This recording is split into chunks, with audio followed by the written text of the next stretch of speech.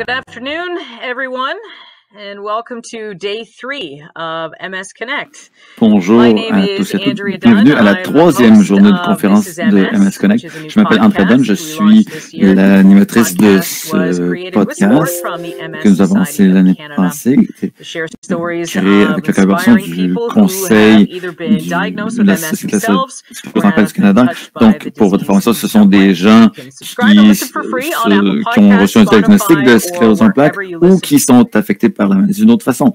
Donc, vous pouvez écouter ce podcast. Vous pouvez cliquer sur le lien, écouter ce podcast et vous aurez accès à ce podcast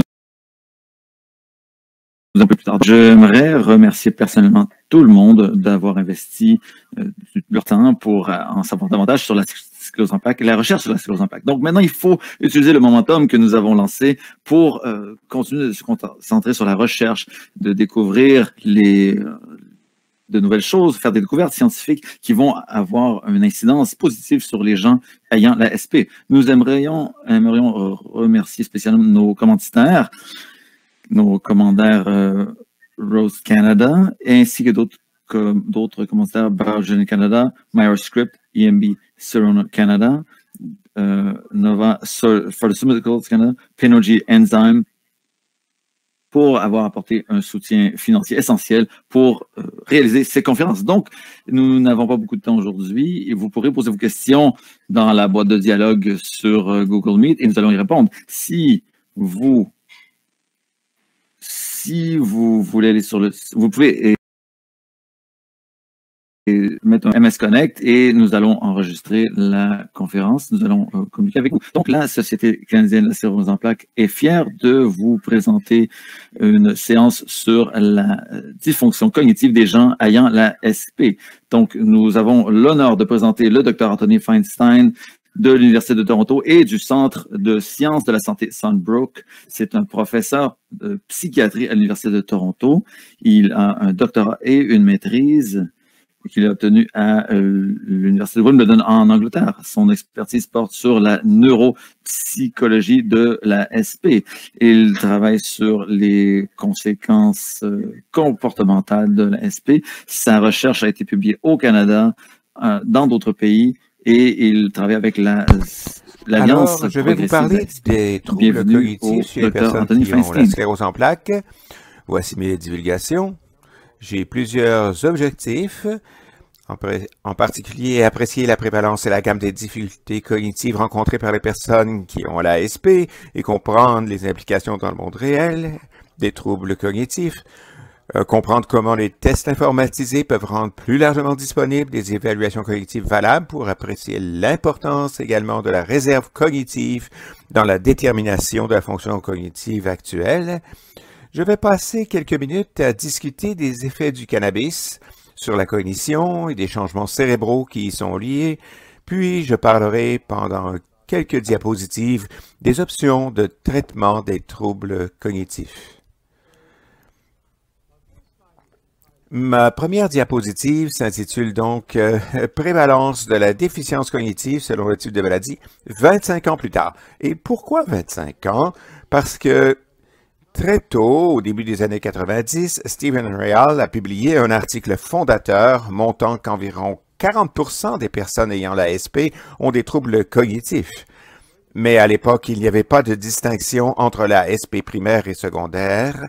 Et ce que nous savons maintenant, 25 ans plus tard, c'est que les taux de difficulté se situent effectivement dans les 40%, oui, mais qu'ils varient considérablement en fonction de l'évolution de la maladie.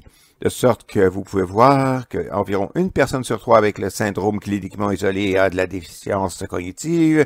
Les chiffres vont environ jusqu'à 40% avec les SP cycliques et jusqu'à 70 à 90% pour les personnes ayant les formes les plus progressives de la maladie.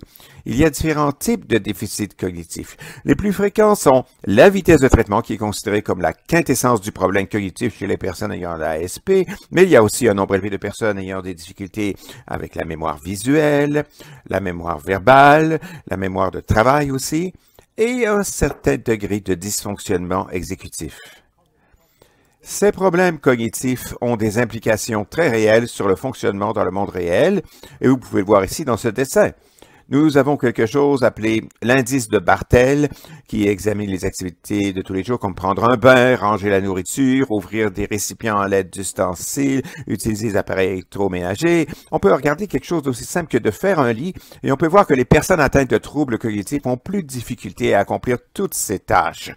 Alors, les troubles cognitifs ont donc une influence très importante sur la vie des personnes qui ont l'ASP. Ils touchent des fonctions quotidiennes très importantes. C'est également une raison importante pour laquelle les gens oublient de prendre les médicaments modificateurs de l'évolution de la maladie. Il y a de nombreuses raisons pour lesquelles les gens ne prennent pas leurs médicaments, mais l'oubli de prendre son médicament modificateur de l'évolution est la plus grande raison, et cela devrait presque être lié à la déficience cognitive de nombreuses personnes également. Comment évaluer la cognition? Eh bien, il s'agit d'un seul questionnaire d'auto-évaluation de dépistage, quelques brèves batteries. Il y a aussi certaines mesures plus complètes et il y a aussi des lignes directrices de consensus que nous suivons en termes de tests cognitifs. Il existe sur le marché une seule mesure d'auto-évaluation appelée le questionnaire neuropsychologique sur la sclérose en plaques. Il contient 15 questions pour la personne qui a l'ASP et 15 questions pour un informateur. Il présente une sensibilité et une spécificité raisonnables, ce qui est intéressant. Les réponses des informateurs, de façon assez spéciales, sont considérées comme plus précises que celles de la personne atteinte de la maladie. Nous savons que les personnes qui ont l'ASP ne sont pas les meilleurs juges de leur propre cognition, mais quelqu'un qui vit avec elles depuis 1 an ou plus et qui les connaît peut souvent donner une meilleure indication de la façon dont cette personne se porte sur le plan cognitif. Nous savons également que il y a des personnes qui se plaignent de troubles cognitifs beaucoup, mais qu'ils peuvent aussi être déprimés. Alors, il faut faire attention à ça. Et je vois ça tout le temps dans ma pratique clinique. Des gens qui viennent, ils s'inquiétaient de leur cognition, ils se sont adressés à leur neurologue. Nous leur faisons passer des tests et ils sont en fait intacts. Mais le problème est qu'ils sont déprimés et cela les rend plus conscients de ce qu'ils perçoivent comme des déficits cognitifs, mais c'est pas toujours exact. Voici maintenant la batterie de tests de dépistage recommandés qu'on appelle le BICAMS, le Brief International Cognitive Assessment Test, NMS, 10 minutes à prendre. Il comprend le Symbol Digit Modalities Test, un bref test de mémoire visuelle et le test d'apprentissage verbal de la Californie. Quand on veut une batterie plus complète, comme nous faisons souvent à des fins de recherche, on a les lignes directrices de consensus, le MACFIMS, évaluation minimale, qui contient un test de la vitesse de traitement et de la mémoire de travail, le PSAT, le Single Digit Modality Test, le SDMT, des tests de mémoire, le test d'apprentissage verbal de la Californie pour la mémoire verbale, le Brief Visual Spatial Memory Test pour la mémoire visuelle, un test de fonction exécutive, un test de perception visuelle et un test de l'intérêt de l'attention linguistique. Toute cette batterie de tests prend environ 90 minutes. Le Mini Mental State et le MoCA ne sont pas de bonnes mesures de la déficience cognitive chez les personnes atteintes de SP. Il manque de sensibilité à la déficience. Le test des modalités chiffres-symboles, le SDMT, est apparu comme le marqueur cognitif sentinelle de difficulté des personnes atteintes de sclérose en plaques. C'est un test très simple. Voici à quoi ça ressemble. On présente à la personne un morceau de papier avec des symboles dans un ordre aléatoire. Il y a un code ici avec les chiffres 1 à 9, correspondant à 9 symboles différents. La personne a 90 secondes pour faire correspondre ces symboles avec les chiffres selon le code. C'est un test de la vitesse de traitement avec une petite composante de mémoire visuelle occasionnelle. Il a une excellente psychométrie, il est bref et bon marché, il est convivial pour les patients. Ça, c'est très important parce que les gens qui ont l'ASP ne se font pas prier pour faire ce test, au contraire du PSAT, qui est une tâche beaucoup plus difficile. Le SDMT déguise qu'un équipement minimal, il est facile à traduire, il fait partie de nombreuses lignes directrices de consensus, il est sensible, il est valide, et comme vous le verrez, il y a des administrations informatiques.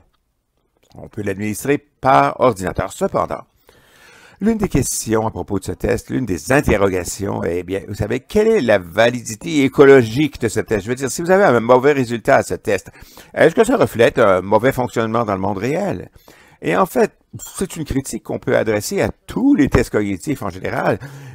Vous pouvez très bien montrer des déficits dans votre bureau, mais comment cela se traduit-il en difficulté dans le monde réel?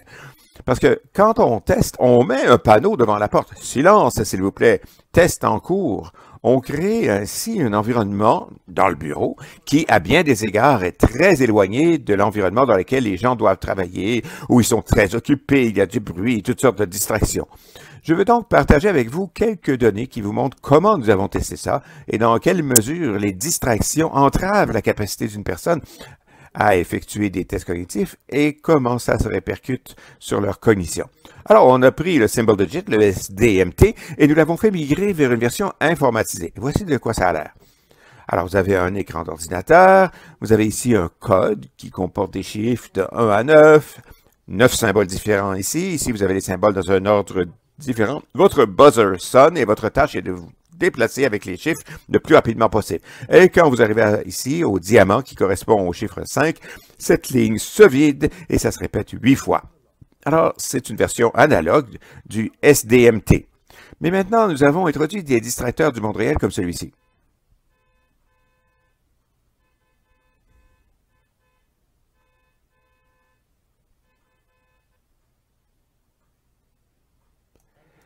Et parce que c'est informatisé, on peut contrôler le moment de la présentation et le volume du bruit, et on peut s'assurer que chaque personne a reçu le distracteur au moment exact et pour la même durée.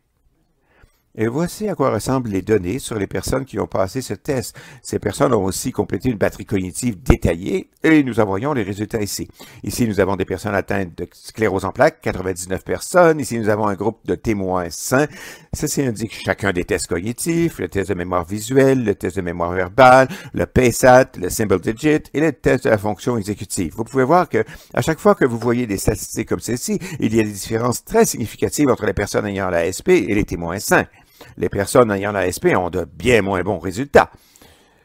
Laissez-moi regarder le SDMT. La version traditionnelle, celle que je vous ai montrée au début, la version crayon-papier, environ 30% des personnes ayant l'ASP l'échouent, mais lorsque nous leur donnons une version informatisée, environ 37% échouent pour le moment. Dès que nous introduisons des distracteurs, par exemple le klaxon de la voiture, le taux d'échec monte à 47%. Il y a une différence très importante entre la version traditionnelle et la version informatisée avec distracteur, et nous voyons ça ici dans le graphe. Ici, nous avons les témoins sains et nous avons ici les gens avec l'ASP. Nous avons le temps sur cet axe, le temps en secondes. Nous avons les 8 itérations du test. Vous pouvez voir chez les témoins sains, même chez ceux qui n'ont pas de sclérose en plaques, quand vous amenez un distracteur, la ligne solide ici, la performance ralentit. Ici, nous avons les témoins sains sans distracteur. Ici, nous avons des distracteurs, vous pouvez voir, qui sont plus lents.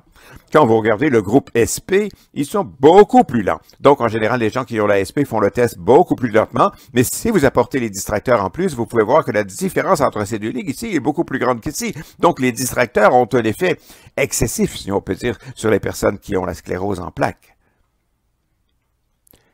Et je vais vous montrer quelques développements vraiment intéressants que nous avons dans mon laboratoire. Je vous ai parlé longuement de l'importance du test des modalités chiffres-symboles, le SDMT, comme le test cognitif sentinelle pour les personnes atteintes de sclérose en plaques. Mais l'une des questions qui me sont souvent posées par mes collègues en neurologie est la suivante. Écoute, comment est-ce qu'on peut introduire ce test dans un environnement clinique chargé, dans une clinique neurologique où il n'y a pas de personnel neuropsychologique approprié? Vous avez une expertise psychologique, mais il n'y a pas de psychométricien pour administrer le test. Comment pouvons-nous introduire un test comme ça dans un tel environnement? Et c'est pourquoi j'ai rencontré des bio-ingénieurs de l'Université de Toronto pour voir si on ne pouvait pas développer un SDMT entièrement informatisé et automatisé qui n'a pas de testeur. En d'autres termes, l'ordinateur prend en charge le test et nous avons pu le faire grâce à un logiciel de reconnaissance vocale qui est maintenant dans le domaine public et mis à disposition par Google. Voici donc à quoi ressemble notre test. Vous verrez dans le coin supérieur ici une personne qui est l'un de mes assistants de recherche pendant le test. Donc, vous vous asseyez devant l'écran et l'ordinateur vous accueille comme suit.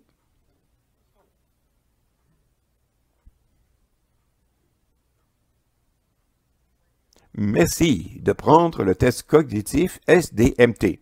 Je dois d'abord confirmer certaines informations. Donc, la voix que vous entendez ici, c'est celle de l'ordinateur. Et vous pouvez en fait donner à l'ordinateur une voix d'homme, une voix de femme, ou quel que soit l'accent. Nous lui avons donné cette voix-ci particulière. C'est mon étudiant ici. Veuillez donner votre numéro de cas unique. 1, 1, 2, 3. Quel est votre âge actuel en année? 25. Quel est votre sexe? Masculin.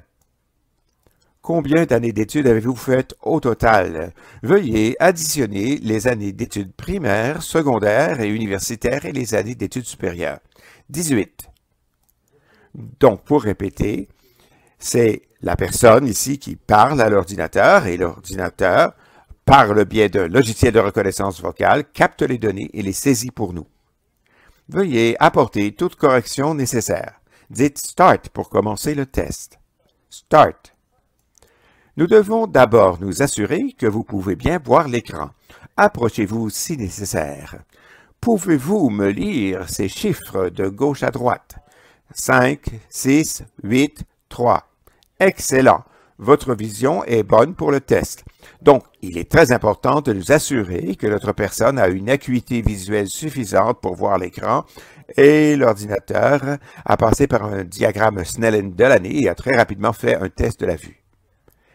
Ici, comme vous voyez, nous avons deux rangées de cases, l'une au-dessus de l'autre. La rangée du bas est remplie des chiffres 1 à 9. La rangée supérieure est remplie de 9 symboles différents en dessous. En bas, il y a d'autres cases. Elles seront remplies de 9 symboles. Votre travail consiste à utiliser la touche numérique du symbole ici en haut et de dire verbalement quel chiffre va avec chaque symbole ici dans la rangée du bas. Par exemple, dans ce cas, vous diriez 6, 4, 2. Veuillez continuer et terminer le reste de l'essai. Les chiffres ne seront plus en surbrillance pendant le test. 3, 8, 1, 7, 9, 5. D'accord. Donc, pour sauver du temps, je ne vais pas faire le tour de tout le test, mais vous pouvez voir à quel point l'ordinateur a pris le relais des tests complètement. Et ce que nous avons pu montrer, c'est que ce test SDMT informatisé a une excellente validité concurrente par rapport au SDMT traditionnel, à la fois pour les personnes qui ont la sclérose en plaques et les témoins sains. Vous pouvez voir une corrélation très étroite entre les deux tests. Il est intéressant de constater qu'après avoir terminé l'étude, nous avons demandé aux participants « Qu'est-ce que vous avez préféré? Être testé par un humain ou par un ordinateur? » Et la majorité des gens ont en fait choisi l'ordinateur pour des raisons qui ne sont pas tout à fait claires pour nous, mais nous pensons qu'elles pourraient être liées au fait que si vous avez l'impression que vous avez eu un mauvais résultat au test, il est plus facile de le faire devant un ordinateur que devant une autre personne.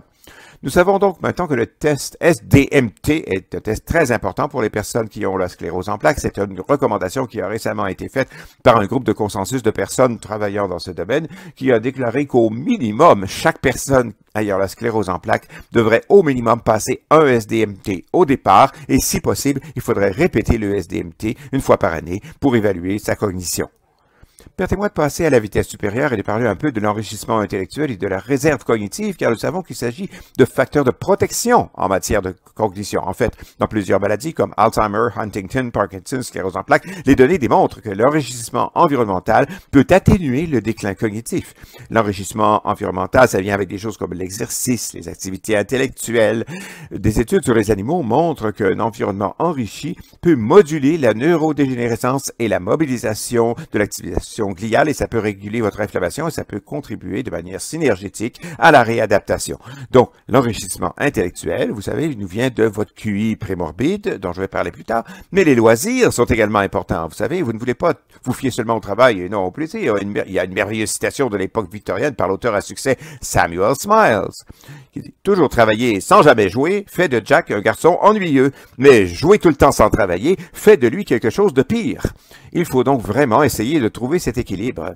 Mais vous savez que travailler dur, avoir de bons loisirs et des activités qui exigent de l'effort, c'est bon pour le cerveau aussi. Cet environnement enrichi provient de choses comme la lecture, la musique et les activités intellectuelles. James Sumovsky, qui a beaucoup travaillé dans ce domaine, a donc réalisé avec sa collègue Victoria Levitt une belle revue documentaire en demandant qu'est-ce qui protège les patients des troubles cognitifs.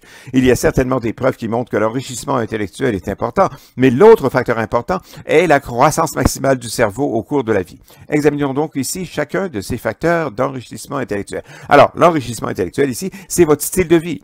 Notre vocabulaire reflète nos connaissances générales et nous acquérons cela grâce à une bonne éducation, à notre vie professionnelle et à ce que nous lisons, et ce que nous aimons. Et beaucoup de recherches nous montrent que ce genre de variables, notre profession, nos réussites éducatives, contribuent à notre vocabulaire indépendamment de l'intelligence dans l'enfance. Donc, nous naissons avec une certaine capacité intellectuelle, mais nous pouvons certainement renforcer cette capacité par des activités comme la lecture et en ayant un environnement enrichissant dans lequel nous grandissons. Et ceci peut être un élément protecteur de la cognition. Nous considérons donc que lorsque la charge de morbidité augmente, la cognition peut diminuer. Mais, dans le contexte d'une réserve élevée, ça peut être quelque peu protégé. Il en va de même pour la croissance maximale du cerveau sur toute la durée de la vie qui est estimée à partir de la taille de la tête. Cette estimation repose sur le principe que les personnes ayant un cerveau plus volumineux peuvent se permettre de perdre davantage de cerveau par atrophie avant d'atteindre le seuil à partir duquel les déficits cognitifs deviennent apparents. Ces personnes sont donc mieux à même de résister à une maladie neurologique qui peut causer des difficultés cognitives. Et nous voyons exactement le même modèle chaque année. Mais quand la charge de maladie augmente et que l'état cognitif s'aggrave, les personnes qui ont une plus grande croissance maximale du cerveau à vie possèdent un élément protecteur de leur capacité cognitive. Quelques mots maintenant sur l'imagerie cérébrale et la cognition. Il y a de nombreuses mesures IRM du cerveau que nous pouvons examiner dans le cadre de notre recherche de corrélation avec les troubles cognitifs. Voici une étude qui a examiné les mesures de l'atrophie et de la charge des lésions en relation avec les difficultés cognitives. Et le résultat a été très clair. La seule mesure IRM qui est apparue comme un prédicteur robuste des difficultés cognitives était la largeur du troisième ventricule. La fraction parenchymateuse du cerveau, qui est également un marqueur de l'atrophie cérébrale, était également importante, mais pas aussi puissante que la largeur du troisième ventricule. On peut voir aussi que le volume de la lésion est important, mais pas aussi important que cette variable particulière. Et vous pouvez voir que l'association ici, avec des indices de la cognition, que ce soit le single digit, le SDPT ou le PSAT, ou des indices de la mémoire verbale ou visuelle, est déjà assez forte, particulièrement pour le SDPT. Il s'agit d'une corrélation robuste de 0,71 entre la largeur du troisième ventricule et les performances au SDMT. Alors, qu'est-ce qui est si important dans le troisième ventricule? Quand vous regardez l'anatomie de votre cerveau, ici vous avez ici une tranche coronale, ce qui est de chaque côté du troisième ventricule, c'est le thalamus. Et à mesure que le thalamus s'atrophie et devient plus petit, il y a un accroissement de la largeur du troisième ventricule. Et le thalamus, nous le savons, est sensible au niveau d'atteinte des personnes ayant la SP. Le thalamus est une importante zone de relais dans le cerveau, dans laquelle passent de nombreuses voies neurales. Donc, quand le thalamus commence à rétrécir, ça peut affecter nombre de ces voies neuronales et, par extension, avoir un effet négatif sur la cognition, ce qui se traduira par une atrophie, un élargissement du troisième ventricule que nous voyons très bien sur ces images ici. Nous avons ici une personne ayant une sclérose en plaques cyclique et ici une forme secondaire progressive et nous pouvons voir le troisième ventricule ici et sa largeur a augmenté de manière significative dans la forme la plus progressive de la maladie car de chaque côté, le thalamus se rétrécit et le troisième ventricule devient approximativement une mesure approximative de remplacement pour l'atrophie thalamique et qui est liée de manière plutôt solide à la déficience cognitive. Maintenant, j'offrirai quelques réflexions sur la sclérose en plaques et le cannabis parce que c'est vraiment pertinent pour ma pratique clinique parce que plusieurs personnes me posent des questions sur le cannabis. Nous savons maintenant qu'environ 20 à 60% des personnes ayant la SP consomment régulièrement du cannabis, c'est-à-dire chaque jour, parfois plusieurs fois par jour. Nous savons aussi que le cannabis peut avoir un effet négatif sur la cognition, et j'indique ici plusieurs de mes publications financées par la Société de la SP en passant, indiquant que le cannabis et particulièrement le THC peut avoir un effet négatif sur la cognition.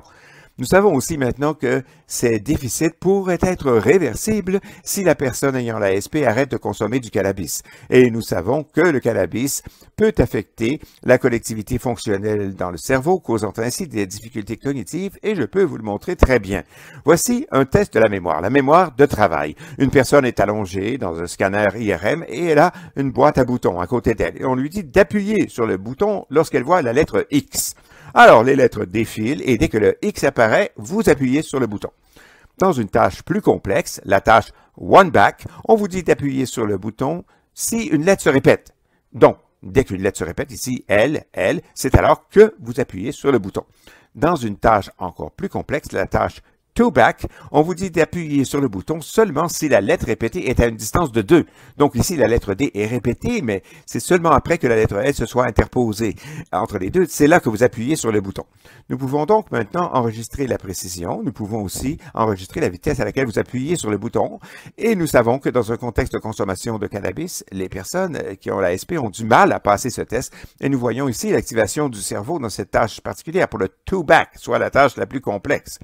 Ce qu'on voit ici, je n'ai pas besoin d'être un spécialiste de l'imagerie du cerveau, on le voit ici. Ici, nous avons des individus qui consomment du cannabis et ici, nous avons des individus qui ne consomment pas de cannabis. Les deux groupes ont la sclérose en plaques et vous pouvez voir dans ce groupe que nous avons une activation cérébrale beaucoup plus importante pendant que les gens accomplissent la tâche complexe. Et aussi une activation plus intense, comme l'indiquent les couleurs orange et rouge plus vives qui montrent l'intensité de l'activation. Et donc, ce qui semble se passer, c'est que chez les individus qui consomment du cannabis, ces réseaux neuronaux sont fermés. Ils ne sont pas activés aussi intensément. Et cela peut mener à des problèmes cognitifs liés à la consommation de cannabis. Et vous le voyez très bien dans ces dessins. Ici, nous avons ceux qui ne consomment pas de cannabis, et ici, les consommateurs de cannabis. Ici, vous voyez les tâches 0 back, 1 back et 2 back.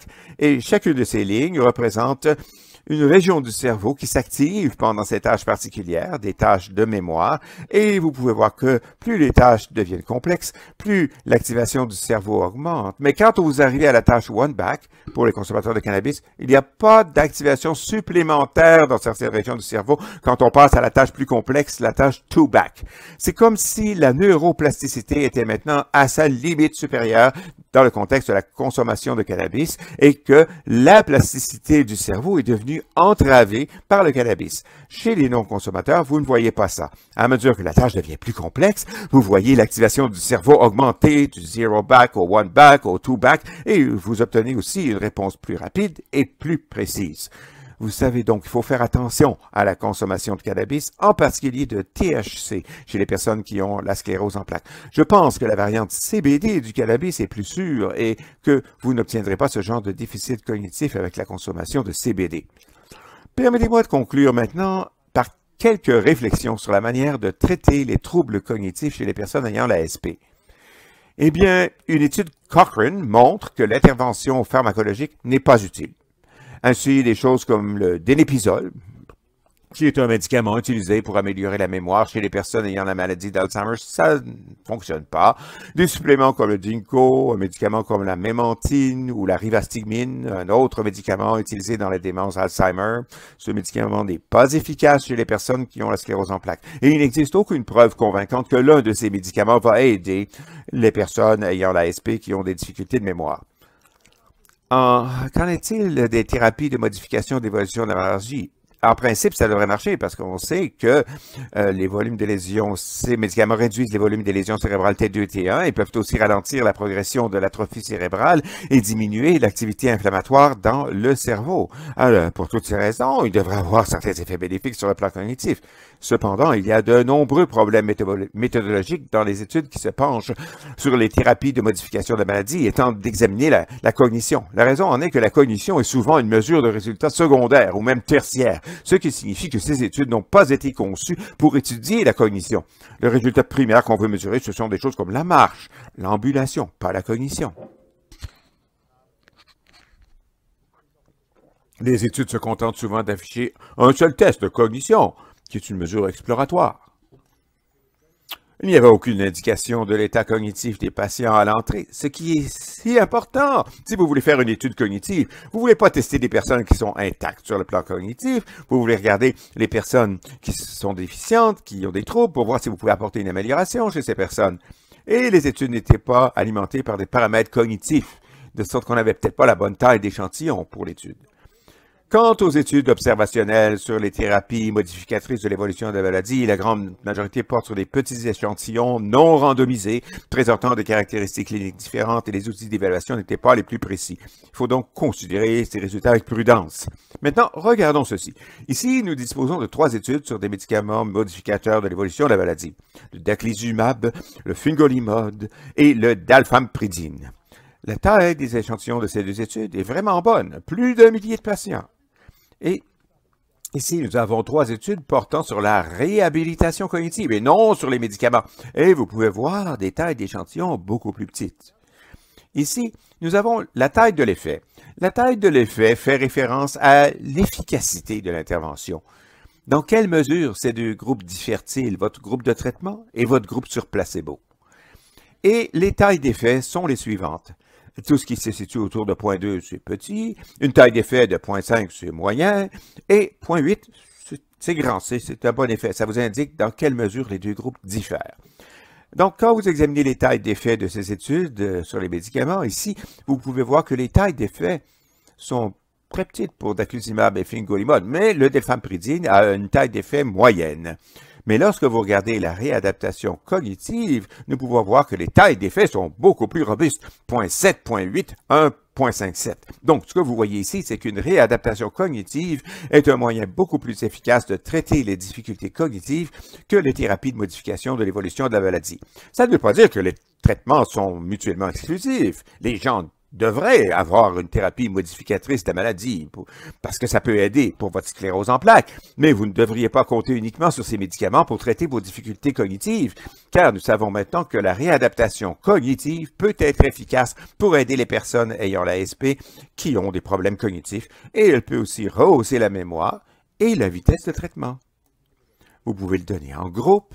Par exemple, si les ressources sont limitées et que vous ne pouvez pas faire venir les personnes, mais que vous voulez traiter autant de personnes que possible, vous pouvez donner de la réadaptation cognitive à des groupes de personnes ayant la sclérose en plaques, à condition de regrouper vos individus selon le même niveau de déficit.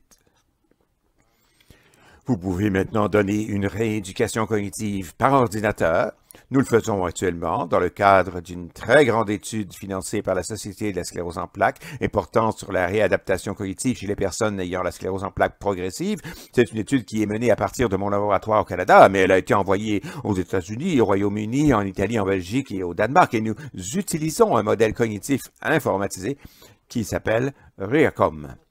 Il y a aussi une appli qu'on peut utiliser pour la réadaptation cognitive. Il y a de bonnes données qui proviennent de cette appli. Enfin, j'aimerais dire quelques mots sur l'exercice. Nous savons que l'exercice est bon pour nous. Il améliore notre état cardiovasculaire. Il est bon pour la gestion de l'hypertension artérielle et d'autres choses de ce genre. Mais il y a maintenant des preuves qui suggèrent que l'exercice pourrait aussi aider la cognition. Voici une étude de personnes ayant la sclérose en plaques progressive. Une fois de plus, la cognition n'était pas une mesure primaire dans cette étude, mais l'étude montre que la fonction cognitive s'est améliorée chez les personnes qui ont fait de l'exercice aérobique. Et il faut maintenant reproduire cette étude. Une étude récente publiée dans le Multiple Sclerosis Journal remet en question les bienfaits de l'exercice physique. Il y a donc beaucoup de travail à faire pour explorer l'importance de l'exercice physique pour les personnes ayant la sclérose en plaques. Mais il semble qu'il y a des preuves préliminaires que l'exercice aérobique, en particulier pour les personnes souffrant de troubles cognitifs au départ, peut aider leur cognition s'il est donné correctement avec un niveau de difficulté suffisant. Et pour conclure, comme j'arrive à la fin du temps qui m'est imparti, le dysfonctionnement cognitif, les troubles cognitifs sont courants chez les personnes ayant la sclérose en plaques. Les taux de déficience peuvent aller de 40% chez les personnes ayant la forme cyclique jusqu'à 80 ou 90% chez les personnes ayant les formes plus progressives de la maladie. Ces déficits sont associés à des conséquences négatives dans le monde réel. Par exemple, des difficultés à ouvrir un contenant, à faire un lit, à garder un emploi, à se chercher un emploi, où tout ça s'est affecté par les troubles cognitifs. Il est maintenant reconnu que dans le cadre de bons soins cliniques, chaque personne ayant l'ASP devrait bénéficier de tests cognitifs si possible. Et si les ressources sont limitées, le test de modalité symbolique, le SDMT, est un strict minimum. Nous savons maintenant que nous pouvons donner le SDMT très efficacement en utilisant des ordinateurs. En travaillant avec des collègues en bioingénierie, nous avons mis au point un SDMT entièrement automatisé dans lequel il n'est même pas nécessaire d'utiliser un testeur humain. Et, fait intéressant, les patients ayant la sclérose en plaques préfèrent l'administration informatisée. Nous espérons maintenant pouvoir apporter ça aux cliniques où il pourra être utilisé par les neurologues qui dirigent des cliniques très occupées, très chargées, qui jusqu'à présent n'ont pas eu le temps de faire venir des patients pour des tests cognitifs. C'est donc l'une des grandes avancées que nous voyons comme conséquence de la recherche. On se demande toujours, en effet, comment pouvons-nous avoir un impact clinique? Il est maintenant recommandé, il y a une recommandation disant que les personnes ayant la sclérose en plaques devraient bénéficier de SDMT périodiques dans le temps pour suivre leur évolution. Encore une fois, c'est là que les tests informatisés peuvent devenir si utiles. Et je devrais ajouter aussi qu'il existe d'autres versions informatisées. Il y a une version iPad du SDMT développée par des collègues à la clinique de Cleveland. Nous savons que l'atrophie de la matière grise profonde, par exemple l'atrophie thalamique et l'atrophie diffuse de la matière blanche, sont liées à un dysfonctionnement cognitif. Je vous ai expliqué pourquoi la largeur du troisième ventricule est si importante en tant que substitut des marqueurs cérébraux IRM de la déficience cognitive, car elle reflète l'atrophie thalamique et le thalamus est si central dans les circuits neuronaux. Je vous ai montré que la consommation de cannabis peut exacerber les déficits cognitifs, en particulier en ce qui concerne le cannabis THC, mais pas en ce qui concerne la CBD. Plus important encore, si les personnes qui consomment la variété THC cessent de le faire, il pourrait bien avoir une amélioration significative de la cognition liée à cette cessation.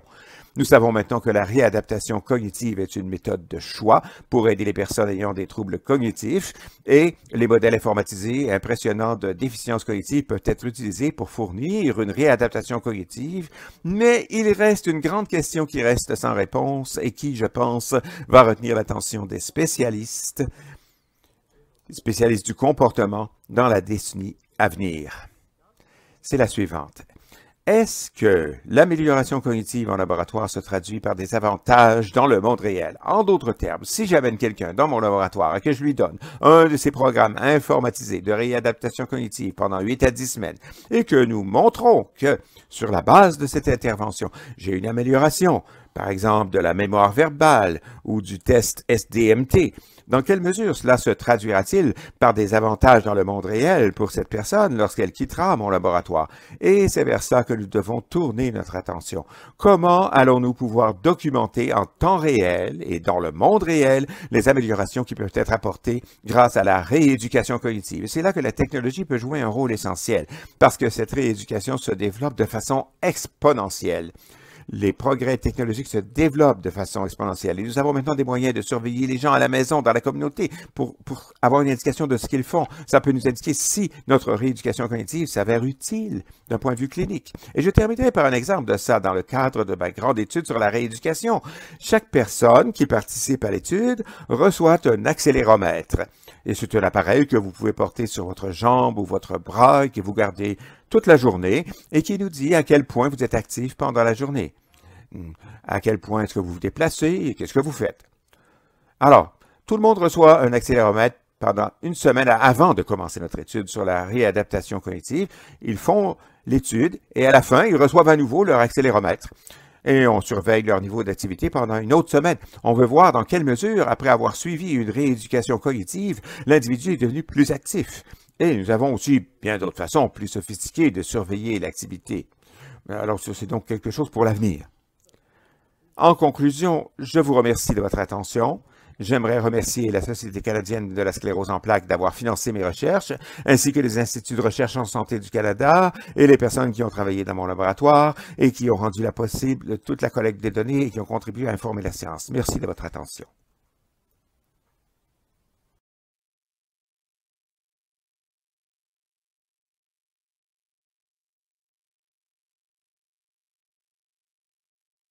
Donc, des questions ont été posées. Si vous avez des questions, n'hésitez pas à les écrire dans la boîte de dialogue. Donc, une des questions qui a été posée, c'est, on vous l'avait abordé dans votre résumé, c'était sur les tests SPMT. Donc, beaucoup de gens se posent la question. Des gens aimeraient avoir l'information sur l'application qu'utilisée pour faire ces tests en ligne. Je crois que vous avez dit que ça va être disponible à la MS Clinique, la SP. Pourriez-vous nous donner l'information là-dessus? Donc, les tests prennent 2 minutes, c'est très rapide, ce n'est pas stressant. Donc, ça, c'est très important parce que il y a des processus de tests qui sont stressants pour les participants. Donc, c'est quelque chose que les gens par la sclérose en plaques n'ont pas de mal à faire. Donc, il y a des cliniques qui sont prêtes à faire ces tests. Non, mais quand c'est le cas et c'est gratuit, il n'y a pas de cas de coût lié à ce test. Donc, il y a l'Institut neurologique de Montréal et d'autres instituts dans le reste du Canada qui ont commencé à offrir ces tests. Donc, il n'y a pas encore de tests que les gens puissent faire à la maison. Je crois que c'est très important. Il faut interpréter les données, comprendre le contexte. On ne peut pas simplement faire le test et ensuite tirer des conclusions hâtives sur la base de ces seuls résultats.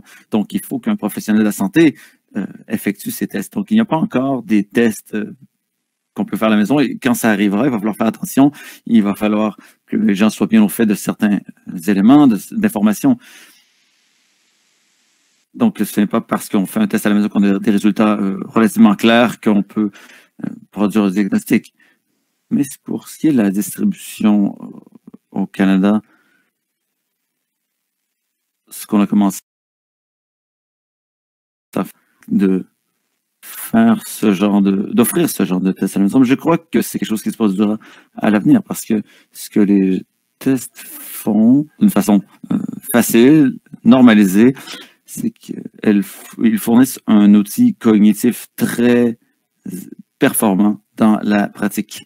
Et ça permet aussi d'offrir le même test à tout le monde. Donc, si vous êtes testé à Cuba, à Halifax ou peu importe, où il y a des variantes qui s'inscrivent justement dans ce contexte qui peuvent fausser les résultats ou donner des résultats différents. Donc, avec des tests normalisés, on peut avoir une pratique plus fiable. Donc, oui, merci. Nous avons une question sur les effets du cannabis sur la cognition. Je crois que vous avez abordé la question. Pouvez-vous nous donner plus d'informations sur le THC à propos du cannabis? Oui, donc je dois vous dire qu'il y a une autre clinique qui offre ce genre de service. Donc, beaucoup de gens ont des questions sur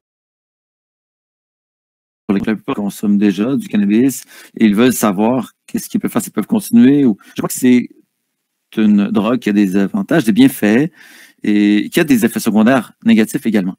Et nous sommes en train d'apprendre l'effet que le cannabis peut avoir parce qu'il n'y a pas beaucoup de données encore sur les effets de cette drogue. Donc, j'ai fait 3 études importantes sur la question où on s'est penché sur les effets du cannabis chez les gens ayant la SP en regard de la cognition. On a trouvé le même résultat à chaque fois. C'est que les personnes qui utilisent le cannabis régulièrement, c'est-à-dire plus de 4 fois par semaine et depuis plusieurs années, ont plus de risques d'avoir des problèmes de cognition ou d'exécution. Donc, nos études montrent que quand les individus cessent de consommer du cannabis, ces problèmes cognitifs sont réversibles. C'est très important. C'est-à-dire de le savoir. C'est-à-dire quand on arrête de consommer du cannabis, les effets secondaires diminuent pratiquement. Donc, je crois que le THC et non le CBD, c'est-à-dire le CBD n'est pas cycloactif, mais le THC l'est. Donc, le fait que ce soit, ça peut avoir des effets sur les gens qui le consomment. Donc, le CBD peut en fait s'opposer aux effets du THC. Donc, le THC m'inquiète beaucoup plus, surtout du point de vue de la cognition. Donc, on a découvert dans de nombreuses études depuis plusieurs années que les gens ayant l'ASP qui consomment du cannabis peuvent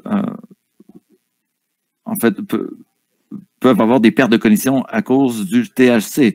Donc, une autre chose, c'est que l'activation du cerveau change si on consomme du THC. Donc, quand on soumet la personne à un MRI fonctionnel ou à des examens tels que l'imagerie par résonance magnétique, ça nous montre ce genre d'effet du THC. Et il y a des données étymologiques qui nous montrent qu'il y a des réseaux dans le cerveau qui sont nécessaires pour que la fonction cognitive devienne perturbée. Ce sont des réseaux qui sont très importants dans le cerveau. Il ne faut pas les En fait, le THC peut avoir un effet négatif sur le passage de l'information à l'intérieur du cerveau dans ces canaux. Donc, nous sommes en train d'apprendre des choses sur l'usage du cannabis, sur les effets du cannabis, mais les gens devraient faire attention s'ils consomment du THC régulièrement à cause des effets secondaires de cet élément. Merci, le Dr. Feinstein. J'espère que je réponds à toutes les questions à propos du cannabis. Une question de Kelly à Toronto qui veut savoir quelles sont les activités recommandées pour... Donc, je sais que vous avez dit qu'il y a certains éléments que les gens peuvent faire. Donc, voulez-vous nous en dire plus? Oui, d'accord. Le cerveau doit être actif. Le cerveau de tout le monde doit être actif. Et il y a une tendance chez les gens ayant la SP d'avoir un mode de vie très passif. Et c'est compréhensible étant donné les effets de la maladie. Mais il faut faire attention. Premièrement, il faut être actif intellectuellement. Soit qu'on fait des choses à l'ordinateur, on joue au bridge, on joue aux échecs, on lit. Il faut mettre au défi son cerveau. Il faut faire de l'exercice physique également. Même si vous avez du mal à marcher, vous avez des problèmes physiques, vous pouvez toujours faire de l'exercice. Achetez-vous des poids légers que vous pouvez utiliser à la maison. Il faut faire de l'exercice. Il faut faire de l'exercice. Plus on fait de l'exercice, plus on améliore notre cognition. Et troisièmement, il faut être actif socialement. Ça devient une époque de pandémie, mais les interactions sociales ont un effet bénéfique sur les connexions dans le cerveau. Donc, c'est ce que je dis à mes patients qui ont l'ASP. Si vous êtes actif socialement, intellectuellement et donc physiquement, socialement et intellectuellement, vous allez être en meilleure santé. Donc, c'est très important. Ce sont 3 éléments sur lesquels il faut travailler, surtout quand on a la SP. Et c'est très important pour les gens qui ont des problèmes graves liés à l'ASP. Merci, c'est très intéressant ce que vous dites. Donc, il faut rester stimulé intellectuellement, soit en travaillant, en faisant de l'exercice physique. Faites ce que vous êtes capable de faire et restez actif socialement. Ce sont des points très intéressants, Monsieur Feinstein. Donc, le multitâche peut être difficile quand on a la SP. Donc, on a une auditrice qui dit qu'elle croit qu'il faut ce que vous recommandez. Oui, c'est très intéressant. Donc, j'ai dit que le principal défi cognitif pour bien des gens ayant la SP, c'est un délai de traitement d'information plus bas, donc plus lent. Donc, et ce que ça fait, c'est que, bon, quand on fait du multitâche, il y a beaucoup d'informations qu'on doit traiter qui proviennent de plusieurs sources. Donc, ce qui arrive, c'est quand on a la SP, ça se peut que les facultés cognitives soient plus lentes. Donc, recevoir de l'information de plusieurs sources différentes peut être très difficile. Donc, ce que je suggère, c'est qu'il faut essayer de faire une tâche à la fois. Parfois, faire une seule tâche peut revenir à faire du multitâche pour quelqu'un qui a la SP. Donc, soyez conscient que vous n'êtes pas pressé. Ce n'est pas une course contre le temps. Faites une tâche à la fois. Vivez votre vie à votre propre rythme. Et si vous essayez de faire du multitâche, vous allez peut-être échouer toutes ces tâches. Ça va être frustrant. Essayez de faire une chose à la fois. Essayez de simplifier les choses. Donnez-vous plus de temps pour vos tâches. Acceptez le fait que ça va vous prendre plus de temps pour faire vos tâches. Et donnez-vous un certain temps pour exécuter ces tâches.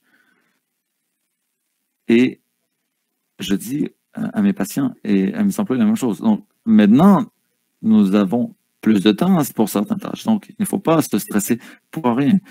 Il faut adapter ses attentes. Des fois, c'est surprenant. Si vous faites une chose à la fois, vous vous concentrez sur ce que vous faites, vous vous donnez le temps, c'est surprenant et impressionnant ce que vous allez réussir à faire. Oui, je sais que certaines des questions ont été posées avant que vous y répondiez. Donc, nous avons une question qui porte sur ceci. Si on n'est pas capable de faire de l'activité aérobique, c'est une question de Jenny à Toronto, est-ce qu'il y a d'autres sortes, si on fait des sports qui ont un faible impact ou de la natation? Oui, tout à fait. Toutes sortes d'exercices peuvent être bénéfiques. Vous sortez, vous marchez, ça peut être difficile pour vous de marcher, ça peut arriver, même dans la maison. Dans ce cas-là, vous pouvez utiliser le haut de votre corps, des exercices mettant en jeu vos poids. Vous prenez des poids légers, vous vous asseyez, vous levez des poids. Donc, ce qui est important ici, c'est qu'on travaille avec des individus qui ont des incapacités physiques assez importantes, qui ont, en fait, sur l'échelle qu'on utilise pour évaluer les capacités, on est à 6. Certaines personnes sont à 6 et c'est très élevé. Donc, il y a des gens qui ont un vélo stationnaire, qui font du vélo stationnaire à la maison, et n'ont pas besoin de sortir, et ne prennent pas le risque de sortir et de se blesser, de tomber. Donc, c'est le genre de choses qu'on peut faire à la maison. Il y a de très bons exercices qu'on peut faire, des activités aérobiques aussi, par exemple le vélo stationnaire, comme je disais, ou ensuite la natation à la piscine, prendre une marche. Faites ce que vous pouvez le faire et vous allez trouver que donc si vous êtes en sueur un peu, vous avez chaud, vous savez que vous avez fait un exercice bénéfique. Merci à tout le monde qui a posé des questions. J'essaie de couvrir le plus de questions possible. Donc, une question de Margaret Hackett-Jenner. Est-ce qu'il y a une corrélation entre la dysfonction cognitive et l'évolution des lésions? Eh bien, c'est une très bonne question. La réponse est oui, mais c'est complexe parce que nous savons que la cognition n'est pas axée sur un seul endroit du cerveau. La cognition est un produit d'un réseau neurologique provenant de différentes parties du cerveau. Par exemple, les jeux de mémoire, quand on utilise sa mémoire. Donc, il y a la mémoire à court terme, à long terme, qui ne sont pas dans le même endroit du cerveau. On sait que ce réseau neurologique est très important. On sait que la mémoire à court terme est axée, provient d'effets de différentes régions du cerveau. C'est une interaction entre certaines parties du cerveau pour travailler la mémoire active ou à court terme. Donc, nous savons que si vous avez la SP, vous êtes à risque d'avoir des problèmes de cognition. Mais, donc, il y a certaines parties du cerveau qui peuvent marcher moins bien. Mais, en fait, c'est l'ensemble des fonctions du cerveau qui va, en fait, vous apporter votre espèce de performance cognitive. Donc, le thalamus est une partie très importante du cerveau, par exemple, parce que c'est un endroit où on traite des fonctions profondes du cerveau et de nombreux réseaux neurologiques du cerveau se joignent au thalamus. Donc, quand cette partie du cerveau est touchée par l'SP, il peut y avoir des pertes de cognition ou des problèmes, une baisse de la cognition. Donc, ça peut être un élément, un facteur qui précipite la perte de cognition. Donc, ils sont plus importantes que d'autres. Mais comme je le dis, la cognition est déterminée par les réseaux neurologiques. Donc, s'il y a une lésion à un endroit du cerveau, c'est sûr que ça va ralentir l'ensemble, mais c'est un produit de l'ensemble des sections du cerveau. Donc, on a le temps pour quelques questions. Micheline, à Toronto, nous demande quelle est la différence entre les problèmes de mémoire provenant de l'Alzheimer et les problèmes de mémoire causés par la sclérose en plaques. Oui, c'est une très bonne question et mes patients ayant la SP, qui sont plus vieux, ont plus de problèmes de cognition, évidemment, mais il y a des différences entre les deux. Donc, ce sont des problèmes qui sont toujours là, qui ne disparaissent pas du jour au lendemain. Donc, si vous avez des problèmes de cognition, on ne peut pas faire grand-chose pour améliorer cette situation. Les choses peuvent s'empirer et c'est normal, malheureusement. Donc, il y a des individus qui vont avoir des problèmes de cognition, mais ça peut se stabiliser si la personne prend ses médicaments d'ASP, si on fait aussi des MRI, ça peut nous aider à comprendre la situation davantage.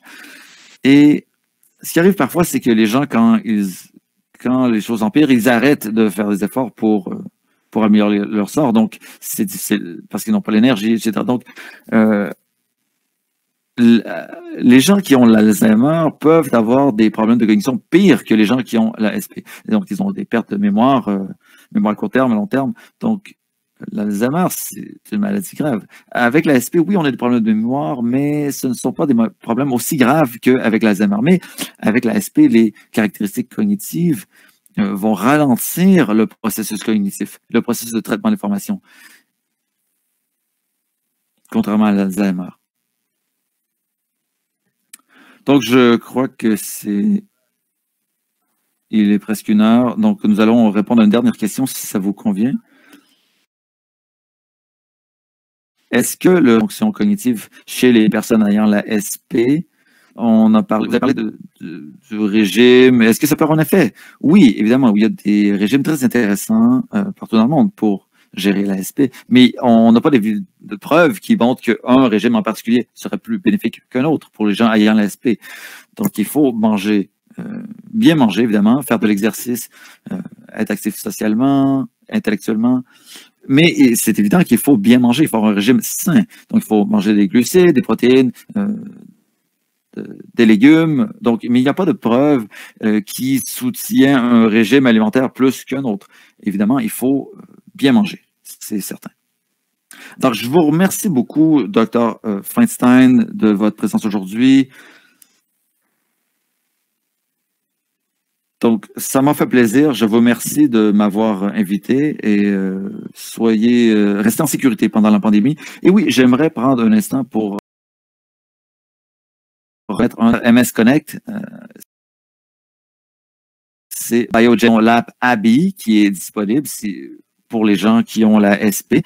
Si vous allez sur le site web msconnect.ca, il y a plus de produits, de l'information et des nouvelles sur des recherches et des événements à venir. Donc, il y a notre podcast qui a été créé par la Société canadienne de la SP. Ça s'appelle DCSMS, voici la SP. Donc, c'est un podcast qui est très intéressant, des épisodes très formateurs et informatifs pour les gens qui vivent avec la SP ou qui connaissent des gens qui ont la SP. Donc, c'est un podcast intéressant. Donc, merci à tous et à toutes. Merci à l'auditoire d'avoir été des nôtres pour écouter cette conférence du Dr. Feinstein sur les nouvelles de la recherche en matière de sclérose en plaques. Merci.